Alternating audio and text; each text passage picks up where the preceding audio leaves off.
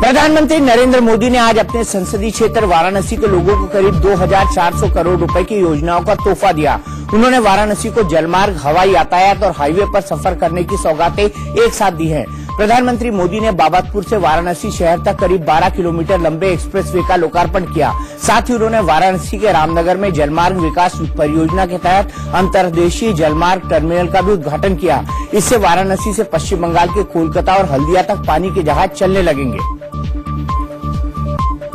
4 वर्ष पहले जब मैंने बनारस और हल्दिया को जल मार्ग से कनेक्ट करने का विचार रखा था, तो किस प्रकार इसका मजाक उड़ाया गया था, तमाम नकारात्मक बातें कही गई थी। लेकिन थोड़ी देर पहले कलकत्ता से आए जहाज ने आलोचना करने वालों को खुद ही खुद जवाब दे दिया है। प्रधानमंत्री ने वाराणसी के रामनगर में ही हेलीपोर्ट का उद्घाटन भी किया। साथ ही उन्होंने वाराणसी में 186 करोड़ की लागत से सीवेज ट्रीटमेंट प्लांट और करीब 190 करोड़ रुपए की लागत वाले सीवेज पंपिंग स्टेशनों का भी लोकार्पण किया। पारंपरिक काशी के आधुनिक स्वरूप की अवधारणा के साथ ही विकास का नक्शा चलेगा। भाई और बहनों, आधुनिक सुविधाओं के साथ ये प्राचीन रास्ते नेचर, कल्चर और एडवेंचर के संगम स्थल बनने वाले हैं। प्रधानमंत्री मोदी ने वाराणसी का कायाकल्प करने का जो वादा किया था, उसी को पूरा करने के लिए वो आज वाराणसी पहुंचे। उन्होंने जिन प्रोजेक्ट्स की सौगात दी, उनका हिसाब किताब भी जान लीजिए। प्रधानमंत्री मोदी ने बाबतपुर एयरपोर्ट से वाराणसी शहर तक जिस 12 किलोमीटर लंबे एक्सप्रेसवे का लोकार्पण किया, उसे 812 करोड़ 59 लाख की लागत से तैयार किया गया है। इसके अलावा पीएम ने वाराणसी रिंग रोड फेज 1 का लोकार्पण भी किया, जिसे 759 करोड़ 36 लाख की लागत से बनाया गया है। मोदी ने वाराणसी में अंतर्देशीय जल परिवहन टर्मिनल का उद्घाटन भी किया, जिसे 208 करोड़ की लागत से बनाया गया है। गंगा की सफाई के लिए दीनापुर में सीवेज ट्रीटमेंट प्लांट भी आज से चालू हो गया, जिसकी लागत 186 करोड़ 48 लाख है। इसके अलावा पीएम ने वाराणसी में 189 करोड़ 88 लाख की लागत वाले 2 सीवेज पंपिंग स्टेशनों का लोकार्पण भी किया। उन्होंने शहरी बिजलीकरण सुधार और तेवार गांव में पीने के पानी के प्रोजेक्ट का भी लोकार्पण किया। दाईपुर में गर्ल्स हॉस्टल, शिवपुर में शेल्टर होम की सौगात भी प्रधानमंत्री ने दी। दाईपुर में गर्ल्स हॉस्टल, शिवपुर में शेल्टर होम की सौगात भी प्रधानमंत्री ने दी। इसके साथ ही मोदी ने रामनगर में हेलीपोर्ट का उद्घाटन भी किया, जिसे 4 करोड़ 95 लाख की लागत से बनाया गया है। प्रधानमंत्री ने काशी के लोगों को ड्राइवर्स ट्रेनिंग सेंटर और सर्किट हाउस के विस्तार और सुंदरीकरण की सौगात भी दी। काशी में 2400 करोड़ के प्रोजेक्ट्स में सबसे महत्वाकांक्षी परियोजना जलमार्ग की है। राष्ट्रीय जलमार्ग प्राधिकरण के जलमार्ग विकास प्रोजेक्ट के तहत अब वाराणसी से कोलकाता और हल्दिया तक गंगा में पानी वाले जहाज चलेंगे। इस प्रोजेक्ट के तहत बने वाटरवे टर्मिनल पर काशी में एक साथ 2 शिप के लंगर डालने की सुविधा मिल गई है। उम्मीद है कि इस जलमार्ग से सालाना 12 लाख टन माल ढुलाई होगी। छत्तीसगढ़ में आज नक्सलियों को मुंहतोड़ जवाब मिला, मतदाताओं से भी और सुरक्षा बलों से भी। आज जिस तरह से छत्तीसगढ़ के पहले चरण के चुनाव में बम्पर वोटिंग हुई, उससे नक्सलियों के मुंह पर तमाचा पड़ा है। सुबह से ही लोगों की भीड़ मतदान केंद्रों पर उमड़ने लगी थी। बुजुर्गों में भी मतदान को लेकर भारी उत्साह दिखा। कई बुजुर्गों को उनके परिजन गोद में उठाकर मतदान कराने के लिए लाए थे। चुनाव बहिष्कार का ऐलान करने वाले नक्सलियों की धमकी को झटा बताते हुए लोगों ने जमकर मतदान किया। पहले चरण में नक्सल प्रभावित बस्तर संभाग की 18 सीटों पर वोटिंग हुई। दंतेवाड़ा, सुकमा, कांकेर, बीजापुर में मतदान करने के लिए लोगों की लंबी लंबी लाइनें दिखी। छत्तीसगढ़ में पहले दौर की 18 सीटों पर कुल 70% मतदान हुआ है। छत्तीसगढ़ में चुनाव को बाधित करने के लिए नक्सलियों ने तमाम कोशिशें भी की, लेकिन उन्हें मुंह की खानी पड़ी। बीजापुर के मेडीगुंडा में सुरक्षा बलों और नक्सलियों के बीच करीब 3 घंटे तक इनकाउंटर चला। दावा किया जा रहा है कि 12 से 15 नक्सली या तो मारे गए हैं या वो बुरी तरह जख्मी हुए हैं। वहीं 5 जवान घायल भी हुए हैं। सुकमा में इनकाउंटर में 2 नक्सली मारे गए, जबकि 2 नक्सली गिरफ्तार किए गए।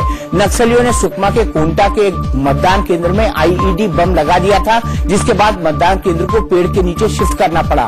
कांकेर जिले के भानु प्रतापपुर में भी नक्सलियों ने बम लगाए थे। आईईडी बम को वक्त रहते पुलिस ने डिफ्यूज कर दिया।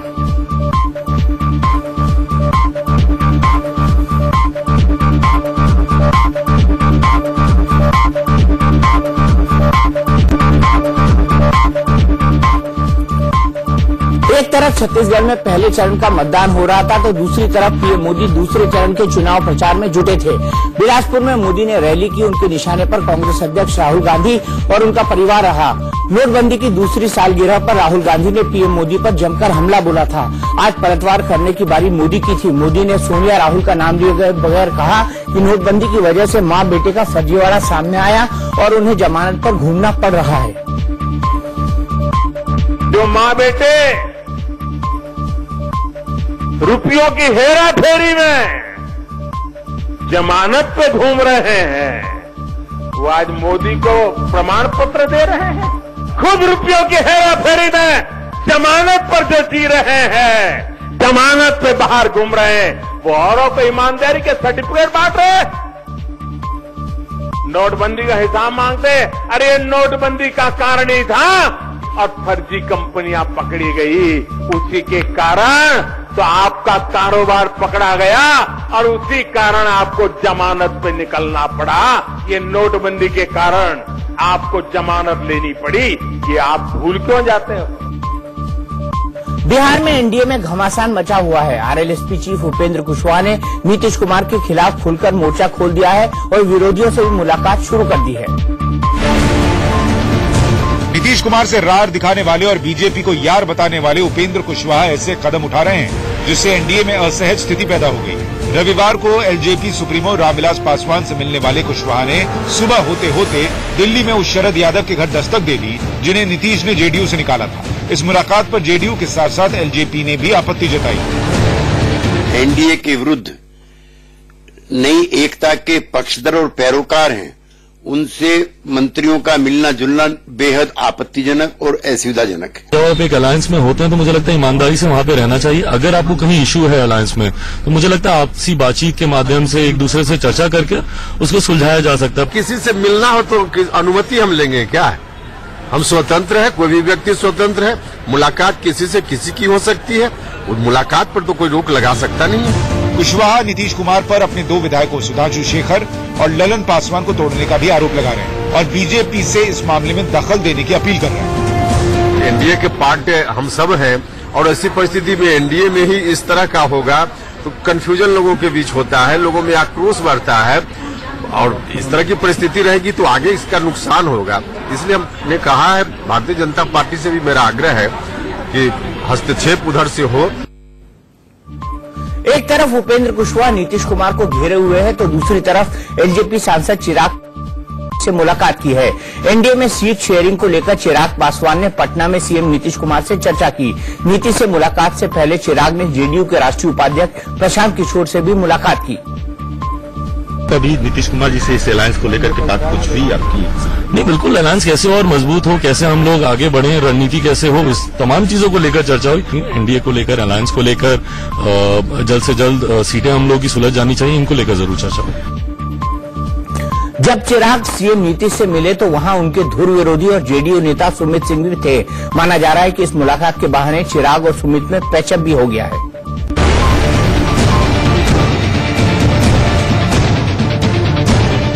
जमुई से सांसद चिराग पासवान जिनके गले मिल रहे हैं वो चकाई से पूर्व विधायक सुमित सिंह हैं। ये वही सुमित हैं जो जमुई में चिराग का विरोध करते रहते हैं। एनडीए में होने के बावजूद सुमित जिस तरह से चिराग का विरोध कर रहे थे उससे जमुई में असहज स्थिति पैदा हो रही थी। इसलिए दोनों को बुलाकर नीतीश ने नाराजगी दूर करने की कोशिश की। चिराग ने साफ कह दिया कि चुनाव जमुई से ही लड़ूंगा, तो वहीं सुमित ने कहा कि पार्टी का जो आदेश होगा मानूंगा। एक ही उम्र के हैं, एक ही क्षेत्र से आते हैं, इनका भी लक्ष्य क्षेत्र को विकास की राह पर आगे लेकर जाना है, मेरा भी लक्ष्य वही है और साथ मिलकर काम करेंगे तो और अच्छा रहेगा। जमुई से चिराग लड़ेंगे इस बार चुनाव? मैं जमुई से ही चुनाव लड़ूंगा। साथ हैं? बिल्कुल, हम लोग साथ साथ कब नहीं थे। खटास थी वो दूर हो गई? खटास थी ही नहीं, हम लोगों के बीच में कोई खटास थी ही नहीं। हम लोग पहले ही, जैसे कि इन्होंने बताया, हमारे बड़े भाई भी हैं, हम लोग हमेशा से साथ में। जब गठबंधन एक है तो हम लोग साथ में हैं और हमारे नेता एक हैं। हमारे नेता नीतीश जी का जो आदेश होगा, जो उनका दिशा निर्देश वो तय करेंगे, हम लोग उसका पालन करेंगे और उसी पे हम लोग चलेंगे।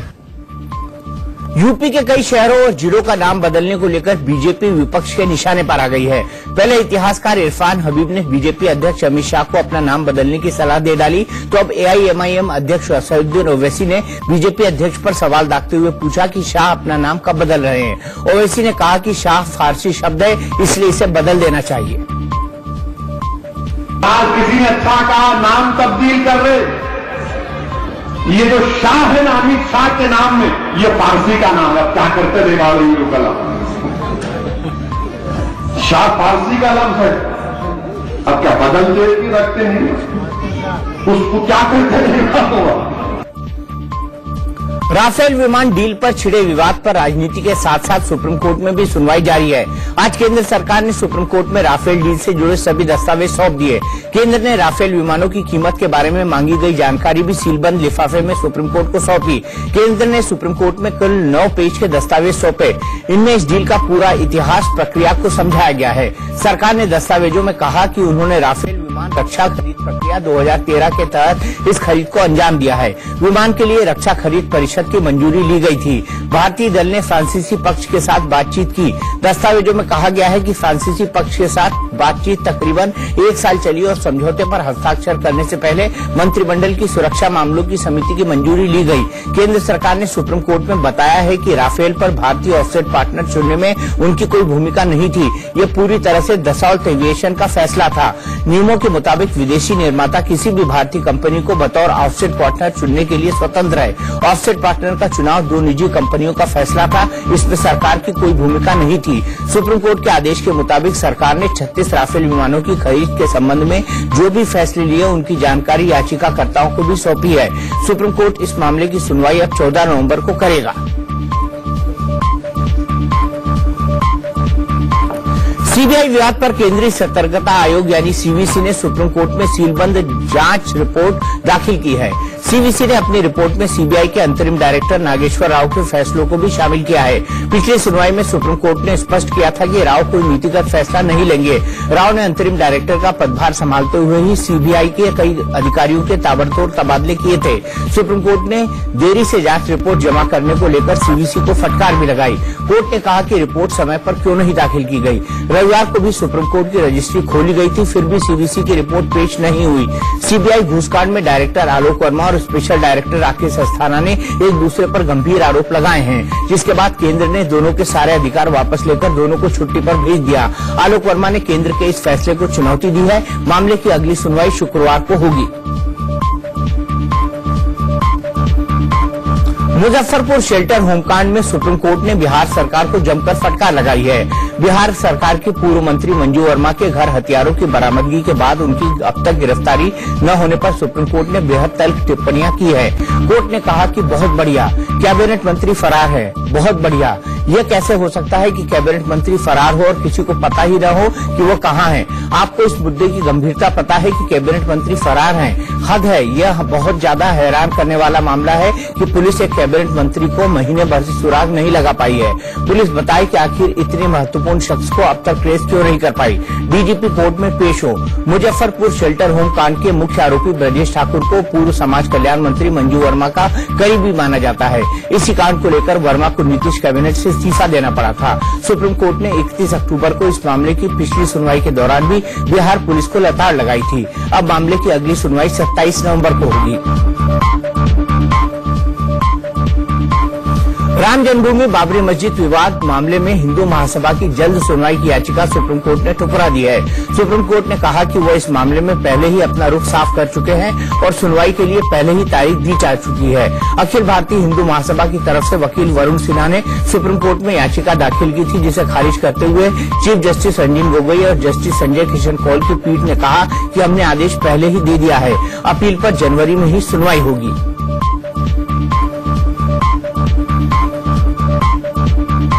राम मंदिर के बहाने शिवसेना ने अब राष्ट्रीय स्वयंसेवक संघ पर निशाना साधा है। शिवसेना अध्यक्ष उद्धव ठाकरे 25 नवंबर को अयोध्या जाने वाले हैं और इसी दिन आरएसएस ने अयोध्या में हुंकार रैली का आयोजन किया है। हुंकार रैली और इसकी तारीख को लेकर शिवसेना ने अपने मुखपत्र सामना में आरएसएस को घेरा है। सामना के संपादकीय में लिखा गया है कि 25 नवंबर को जिस हुंकार रैली का आयोजन किया जा रहा है उसके लिए किस पंचांग को देखकर तारीख तय की गई। शिवसेना अयोध्या जाने वाली है, ये सुनकर कई लोगों के घर के कैलेंडर फड़फड़ा उठे हैं। तब जब तक हम नहीं निकले थे तब सब चुप थे, अब सब जाग उठे हैं। हम अयोध्या शक्ति प्रदर्शन करने नहीं बल्कि राम जी को जेल से रिहा कराने जा रहे हैं। हुंकार रैली निकालकर अगर राम मंदिर निर्माण होने वाला है तो 25 साल पहले कार सेवकों की बलि क्यों दी गई थी।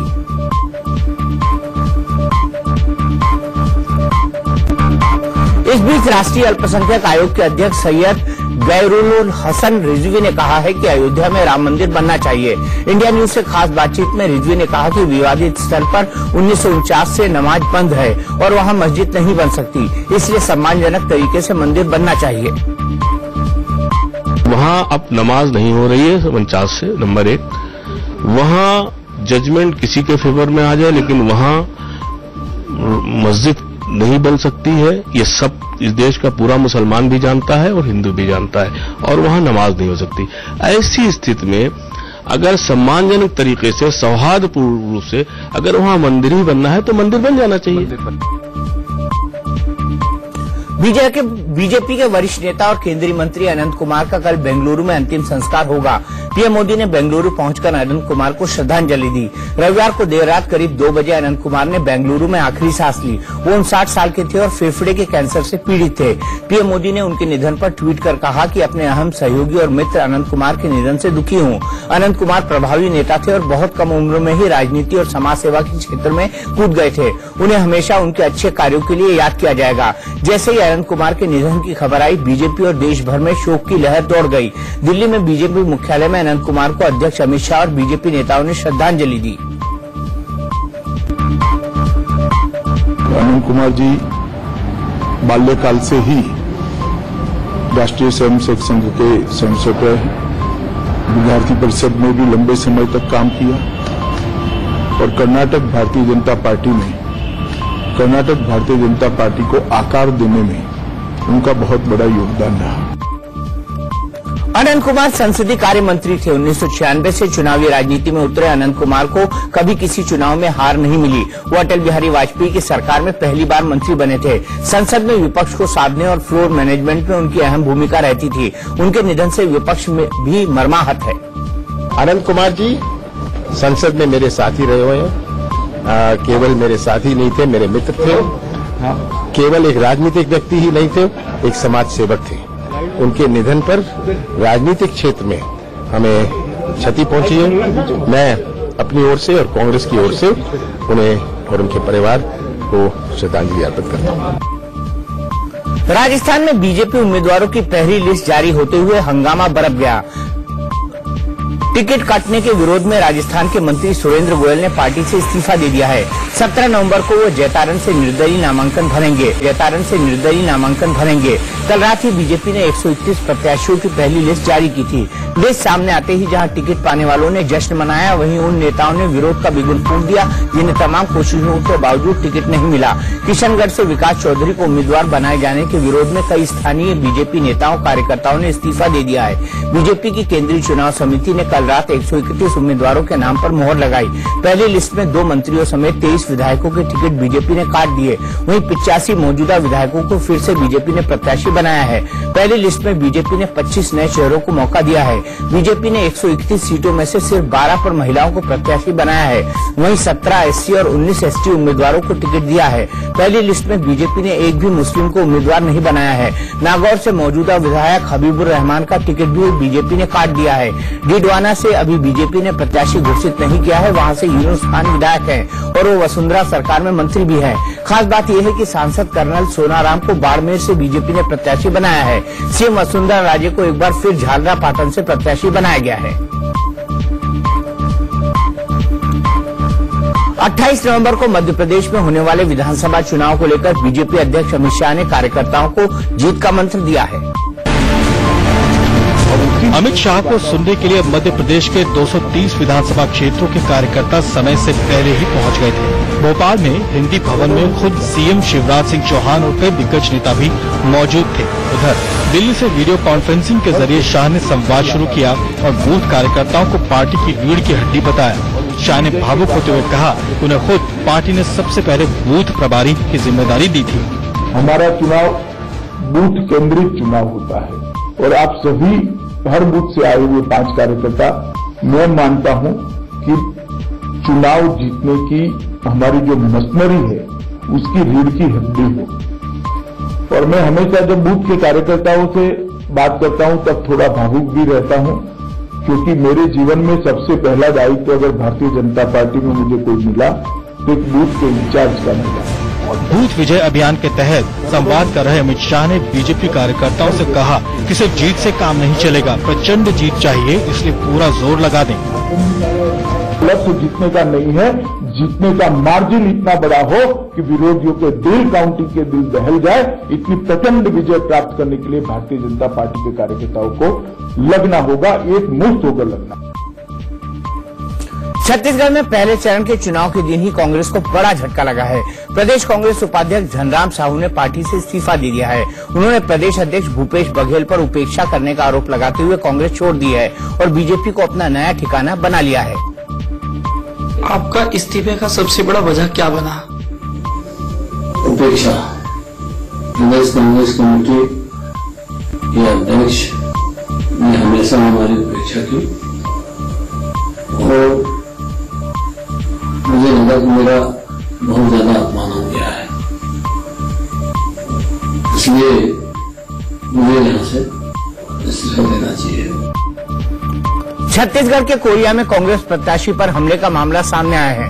कोरिया के मनेन्द्रगढ़ विधानसभा क्षेत्र से कांग्रेस उम्मीदवार विनय जायसवाल ने बीजेपी कार्यकर्ताओं पर जानलेवा हमले का आरोप लगाया है। जायसवाल का आरोप है कि बीजेपी कार्यकर्ताओं ने उनके पैर पर बाइक चढ़ा दी, जिससे पैर फ्रैक्चर हो गया।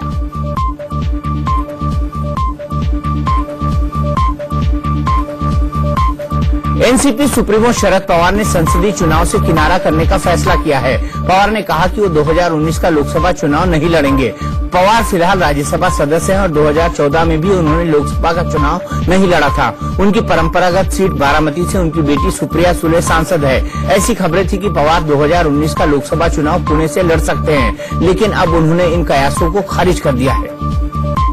शरद पवार जी ने तो पहले ये तय कर लिया था, 2014 में भी उन्होंने चुनाव लोकसभा के नहीं लड़े हैं, वो राज्यसभा गए हैं। इसमें भी ऐसा ही लग रहा है कि उनका फैसला यही है, वो उनका व्यक्तिगत फैसला है जिसको पार्टी इंडोर्स करती है, और वो यही है कि 2019 में भी शायद वो लोकसभा की सीट न लड़े। अब उन्होंने किन परिस्थितियों में घोषणा की है मैं नहीं जानता, लेकिन मुझे अच्छी तरीके से मालूम है, ये विश्वास है मुझे कि वो न केवल 2019 में मोदी को पराजित करने वाली शक्तियों के साथ कंधे से कंधा मिला करके काम करेंगे, बल्कि आगे भी देश को जिन मुश्किल हालात में हाथ डाल दिया गया है उसे बाहर निकालने में मदद करेंगे। उत्तर भारतीयों पर हमले के लिए बदनाम महाराष्ट्र नवनिर्माण सेना पर अब अपना चोला बदल रही है। एमएनएस चीफ राज ठाकरे उत्तर भारतीयों को अपने वोट बैंक की तरह देख रहे हैं। मराठी अस्मिता के नाम पर राज ठाकरे के कार्यकर्ता मुंबई में उत्तर भारतीयों पर गाहे बगाहे हमले करते रहे हैं। खुद राज ठाकरे उत्तर भारतीयों को लेकर जहर उगलते रहे, लेकिन वही राज ठाकरे अब उत्तर भारतीयों के मंच पर पहुंचेंगे और अपनी बात रखेंगे। 2 दिसंबर को मुंबई के कांदिवली में उत्तर भारतीय महापंचायत संघ का कार्यक्रम है। उत्तर भारतीयों ने इस कार्यक्रम में आने का न्योता एमएनएस चीफ राज ठाकरे को दिया था, जिसे उन्होंने मंजूर कर लिया है। हालांकि मुंबई कांग्रेस के अध्यक्ष संजय निरुपम ने राज ठाकरे को अतीत की याद दिलाते हुए माफी की मांग कर डाली है। निरुपम ने कहा कि राज ठाकरे ने अपने कार्यकर्ताओं से उत्तर भारतीयों को पिटवाया है, जिसे उत्तर भारतीय समाज कभी भी भूल नहीं सकता है। राज ठाकरे को मारपीट के लिए माफी मांगनी चाहिए, फिर उन्हें उत्तर भारतीयों के कार्यक्रम में जाना चाहिए। इसके बाद ही उत्तर भारतीय समाज राज ठाकरे को स्वीकार करेगा। हालांकि एमएनएस सफाई दे रही है कि जब प्रणब मुखर्जी आरएसएस के मंच पर जा सकते हैं, तो राज ठाकरे उत्तर भारतीयों के कार्यक्रम में क्यों नहीं जा सकते? दोनों तरफ से नहीं बोल सकते। अगर हम मारते हैं तो भी आप बोलते हैं मारते क्यों, संवाद करते हैं तो भी आपत्ति है। मुझे लगता है कि अगर प्रणब मुखर्जी आरएसएस के मंच पर जाके अपने विचार रख सकते हैं और आज तक किसी भी मंच पर अपने विचार रख सकते हैं। मध्य प्रदेश के गुना में एक मृत व्यक्ति को जिंदा करने का ड्रामा घंटों चलता रहा। ये तस्वीर गुना के जिला अस्पताल की है। बिस्तर पर लेटे शख्स का नाम कन्हैया लाल है, जिसे डॉक्टरों ने मृत घोषित कर दिया। कन्हैया लाल को सांप ने डस लिया था, लेकिन इलाज से पहले उसकी मौत हो गई। लेकिन कन्हैया लाल के घर वालों ने नसरुद्दीन नाम के एक ओझा को बुला लिया। अस्पताल के अंदर ओझा आया और उसने झाड़ फूक शुरू कर दी। अस्पताल का स्टाफ मौजूद था, पुलिस वाले भी वहाँ थे, लेकिन किसी ने इस ओझा को रोका टोका नहीं। वो मृत देह पर झाड़ फूक करता रहा और आखिर में उसने भी हाथ खड़े कर दिए। सवाल ये है कि आखिर एक मृत व्यक्ति को जिंदा करने का ये पूरा तमाशा जिला के सबसे बड़े अस्पताल में क्यों करने दिया गया। दिल्ली से सटे गुड़गांव में 3 साल की बच्ची से रेप के बाद उसकी हत्या का दिल दहला देने वाला मामला सामने आया है। गुड़गांव के सेक्टर 66 से ये बच्ची कल देर शाम लापता हुई थी, जिसकी लाश आज एक खाली पड़ी झुग्गी से बरामद हुई। बच्ची का परिवार बेहद गरीब है और मजदूरी कर अपनी गुजर बसर करता है। बताया जा रहा है कि बच्ची को पड़ोस में रहने वाला एक युवक टॉफी का लालच देकर अपने साथ ले गया था और उसके साथ हैवानियत की। युवक की दरिंदगी का खुलासा न हो, इसलिए उसने बच्ची की हत्या कर दी। पुलिस ने मामला दर्ज कर आरोपी की गिरफ्तारी के लिए 4 टीमें बनाई हैं। फिलहाल आरोपी फरार है। लखनऊ के एक अस्पताल में 2 पक्षों के बीच हुए विवाद के दौरान फायरिंग होने से सनसनी फैल गई। लखनऊ के वजीरगंज इलाके में स्थित बलराम अस्पताल में 2 पक्षों के बीच हुए मामूली विवाद के बाद पहले जमकर मारपीट हुई और फिर गोलियां चली। ये सब पुलिस की मौजूदगी में हुआ।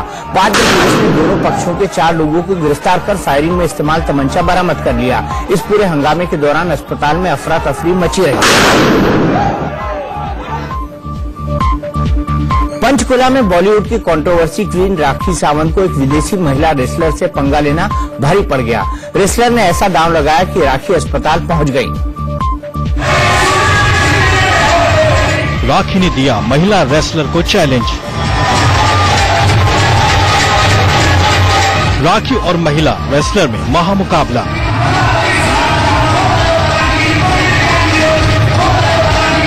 महिला रेसलर को चैलेंज देना पड़ा भारी।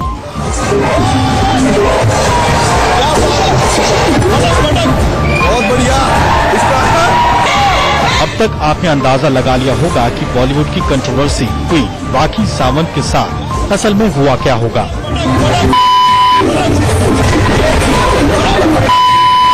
मौका था ताऊ देवीलाल स्टेडियम में CWE रेसलिंग प्रतियोगिता का।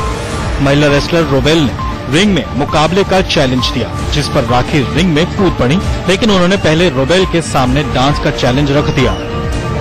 रोबेल ने राखी का चैलेंज कबूला और डांस करके भी दिखाया,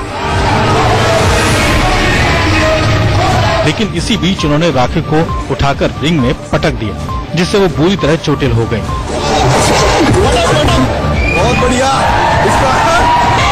हैरानी की बात यह रही कि घायल हालत में वो 5 से 8 मिनट रिंग में ही पड़ी रहीं और इस दौरान कुछ कलाकार फिल्म दबंग के गाने पर परफॉर्मेंस देते रहे।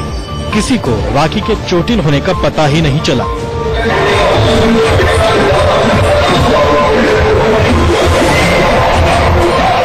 बाद में उन्हें उठाकर अस्पताल ले जाया गया। उन्हें जीरकपुर के एक अस्पताल में भर्ती करवाया गया। ये रेसलिंग प्रतियोगिता ग्रेट खली ने करवाई थी, जिसमें दुनिया के जाने माने रेसलर पहुंचे थे।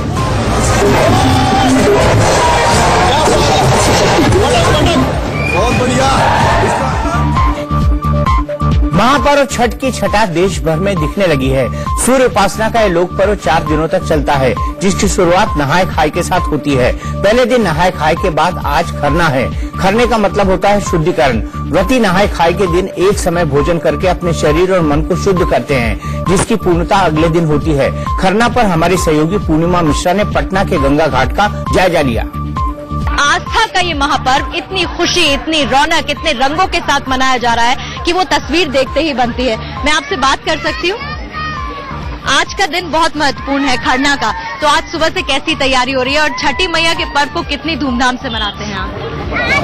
अपने दिल से तो बहुत धूमधाम से मनाते हैं। कितना कठिन भी होता होगा ना छठी मैया का व्रत करना?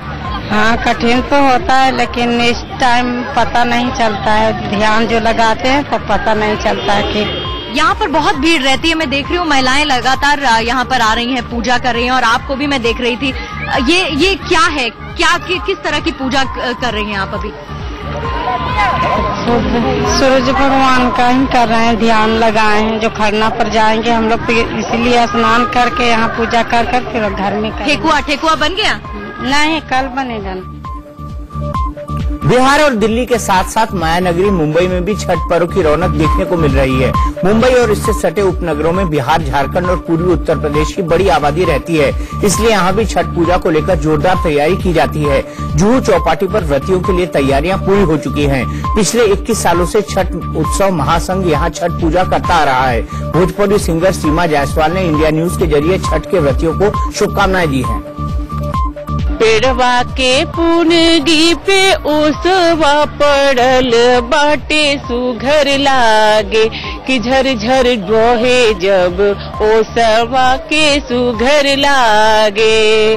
पुरैन पात पे खिलल बाटे ताही ऊपर देख लोगवा, देख उगेले सूरज मल ताही ऊपर। एक पेड़वा के पुनगी पे सूरज उगल बाटे ताही ऊपर। तो नहले पे दहला में फिलहाल एक ब्रेक, लेकिन ब्रेक के बाद हम आपको बताएंगे कि झारखंड के स्कूल बीमार बना रहा है। प्रदूषण की स्थिति सुधरती नहीं दिख रही। अभी भी दिल्ली और एनसीआर में हवा की गुणवत्ता बेहद खराब है। दिल्ली के जहांगीरपुरी में PM 2.5 185 और PM 10 का आंकड़ा 426 दर्ज किया गया। आनंद विहार इलाके में PM 2.5 जहां 218 था, वहीं PM 10 का आंकड़ा 481 को टच कर गया। मंदिर मार्ग इलाके में PM 2.5 194 और PM 10 293 दर्ज हुआ। पंजाबी बाग इलाके में PM 2.5 जहां 191 रहा, वहीं PM 10 का आंकड़ा 382 तक पहुंच गया। आरकेपुरम इलाके में PM 2.5 219 और PM 10 421 रहा। नजफगढ़ में PM 2.5 94 रहा, तो PM 10 का आंकड़ा 195 टच कर गया। ओखला फेज 2 में PM 2.5 जहां 188 दर्ज हुआ, वहीं PM 10 370 पार कर गया। द्वारका के सेक्टर 8 में PM 2.5 182 और PM 10 512 मापा गया। एयर क्वालिटी के आंकड़ों पर गौर करें तो दिल्ली में एयर क्वालिटी इंडेक्स 399 रहा, जो बेहद खराब की स्थिति को दर्शाता है। फरीदाबाद में हवा की गुणवत्ता खतरनाक स्तर तक पहुंच गई है, यहां एयर क्वालिटी इंडेक्स 454 दर्ज हुआ है। गाजियाबाद में एयर क्वालिटी इंडेक्स 414 मापा गया है, जो कि हवा की गुणवत्ता के खतरनाक होने की निशानी है। ग्रेटर नोएडा में भी हवा की गुणवत्ता खतरनाक लेवल पर है, यहाँ एयर क्वालिटी इंडेक्स 401 पहुंच गया है।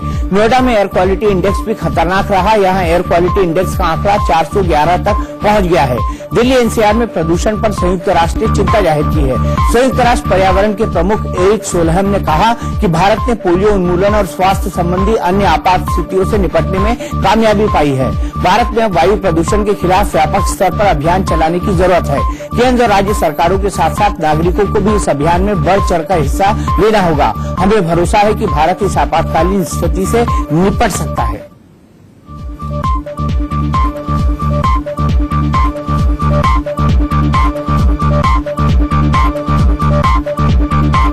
अमेरिका के कैलिफोर्निया प्रांत इतिहास की सबसे भयावह आग की चपेट में है। आलम यह है कि गेराल्ड बटलर और माइली साइरस जैसे हॉलीवुड स्टार्स का आशियाना भी जलकर राख हो चुका है। जहां तक नजर जाती है सिर्फ और सिर्फ आग नजर आती है।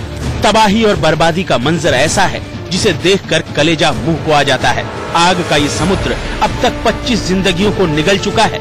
6700 से ज्यादा घर राख का ढेर बन चुके हैं। सैकड़ों कारें और गाड़ियां जलकर खाक हो चुकी हैं। 3 लाख से ज्यादा लोगों को अपना घर बार छोड़ना पड़ा है, जबकि बड़ी संख्या में लोग लापता हैं। लोगों की जिंदगी भर की कमाई जलकर खाक हो चुकी है। 4000 से ज्यादा फायर फाइटर हेलीकॉप्टर की मदद से दिन रात इस विनाशकारी आग पर काबू पाने में जुटे हैं, लेकिन तबाही की ये आग फैलती ही जा रही है।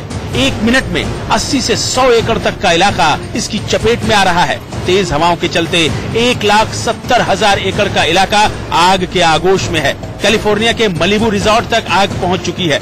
अपनी लोकेशन के चलते ये रिजॉर्ट हॉलीवुड स्टार्स में काफी लोकप्रिय है।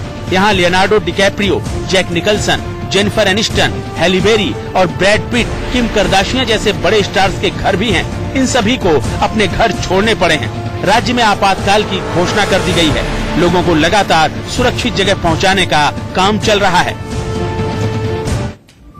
राजनीतिक और संवैधानिक संकट के बीच जूझ रहे श्रीलंका में पूर्व राष्ट्रपति महिंदा राजपक्षे ने राष्ट्रपति मैत्रीपाला सिरिसेना का साथ छोड़कर उन्हें बड़ा झटका दिया है। श्रीलंकाई नेता महिंदा राजपक्षे ने राष्ट्रपति मैत्रीपाला सिरिसेना की SLFP से अपना 5 दशक पुराना नाता तोड़ दिया और नवनिर्मित श्रीलंका पीपल्स पार्टी में शामिल हो गए। अब राजपक्षे 5 जनवरी को प्रस्तावित मध्यावधि चुनाव में सिरिसेना की श्रीलंका फ्रीडम पार्टी की जगह अपनी पार्टी SLPP के परचम तले चुनाव लड़ेंगे। इस पार्टी का गठन राजपक्षे के समर्थकों ने किया है। राजपक्षे के पिता डॉन एल्विन राजपक्षे SLFP के संस्थापक सदस्य थे। इसकी स्थापना 1951 में हुई थी। श्रीलंका में 5 जनवरी को मध्यावधि चुनाव होने हैं। चीनी वायुसेना की स्थापना की 69वीं वर्षगांठ पर आयोजित एयर शो में स्टील्थ लड़ाकू विमान का जलवा देखने को मिला। चीन निर्मित J-20 स्टील्थ लड़ाकू विमान ने दक्षिणी चीन के जुहाई एयर शो में अपना जौहर दिखाया। इस शो में J-20 ने 1 मिनट की फ्लाई पास्ट की। यह विमान लंबी रडार से बच निकलने में सक्षम है। 2100 किलोमीटर प्रति घंटे की रफ्तार से उड़ान भरने में सक्षम ये विमान 20 मीटर लंबा और 4.5 मीटर ऊंचा है। यह विमान एक बार में 36,000 किलोग्राम से ज्यादा वजन लेकर उड़ान भर सकता है। इससे आसमान से हवा में मार करने वाली मिसाइलें छोड़ी जा सकती हैं। 2020 तक ये विमान चीन की एयरफोर्स का हिस्सा बन जाएंगे। बॉलीवुड एक्टर सैफ अली खान और करीना कपूर के बेटे तैमूर छोटी सी उम्र में सेलिब्रिटी बन गए हैं। सोशल मीडिया पर क्यूट तैमूर की तस्वीरें हमेशा छाई रहती है। तैमूर की एक लेटेस्ट तस्वीर सोशल मीडिया पर वायरल हो रही है। इसमें तैमूर घुड़सवारी करते नजर आ रहे हैं। ब्लैक टी शर्ट पहने छोटे नवाब की टी शर्ट के बैक साइड में उनका नाम तैमूर भी लिखा नजर आ रहा है। सोशल मीडिया पर तैमूर के लाखों दीवाने हैं और इसका अंदाजा तैमूर को भी है, तभी तो कैमरे को देखते ही रिस्पॉन्स करना कभी नहीं भूलते।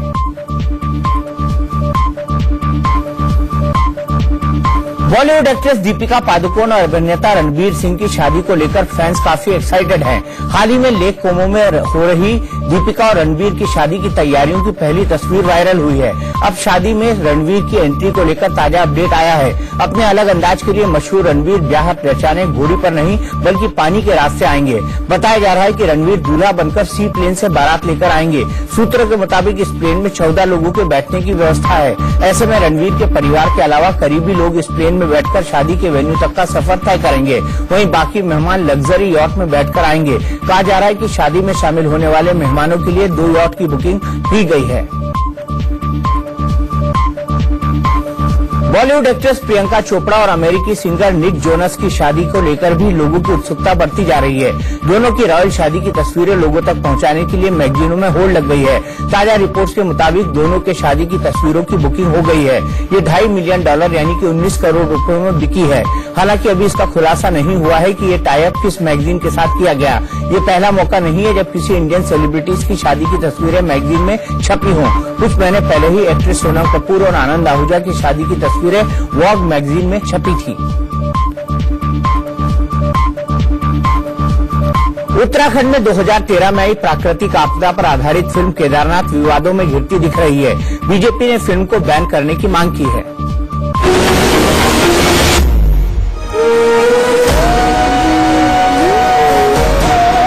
सैफ अली खान की बेटी सारा की डेब्यू फिल्म के टीजर ने धमाल मचा दिया था।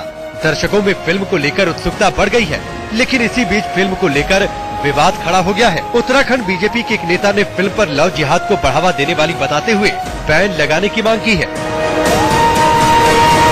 ये घोर आपत्तिजनक है और इसमें ऐसा लगता है कि जैसे फिल्मकार लव जिहाद को प्रमोट कर रहा है। तो इन तथ्यों को लेकर के मैंने जो भारतीय फिल्म प्रमाणन बोर्ड है उसके अध्यक्ष प्रसून जोशी जी को पत्र लिखा है और इन सारे तथ्यों पर विस्तार से उसमें चर्चा करी है। हमारी मांग है कि फिल्म को प्रतिबंधित किया जाना चाहिए। केदारनाथ के पुरोहित पहले से ही फिल्म को लेकर भड़के हैं। उनका कहना है कि ये फिल्म हिंदू धर्म की भावनाओं को ठेस पहुंचाती है। केदारनाथ में पुजारियों के संगठन ने यहाँ तक कह दिया है कि अगर फिल्म को बैन नहीं किया गया तो वो आंदोलन करेंगे। फिल्म की शूटिंग के समय भी इसका विरोध हुआ था। हालात को देखते हुए सैफ अली खान की बेटी सारा के बॉलीवुड डेब्यू पर तलवार लटकती दिख रही है। झारखंड में पश्चिम बंगाल से सटे इलाके में स्कूली बच्चे तीर कमान लेकर पढ़ने जाने के लिए मजबूर हैं। जमशेदपुर से करीब 80 किलोमीटर दूर ये पोचपानी गांव की तस्वीरें हैं। चकुलिया इलाके में जंगल के बीच बसे गांव में नक्सलियों का खतरा है। नक्सलियों के खौफ के चलते इस गांव में आज तक सड़क नहीं बन पाई है। आदिवासी बहुल गांव के बच्चे पढ़ना चाहते हैं ताकि उनका जीवन संवर सके। नक्सलियों का डर भी है। ऐसे में बच्चे जब गांव से स्कूल रवाना होते हैं तो बच्चों के साथ तीर धनुष भी साथ जाता है।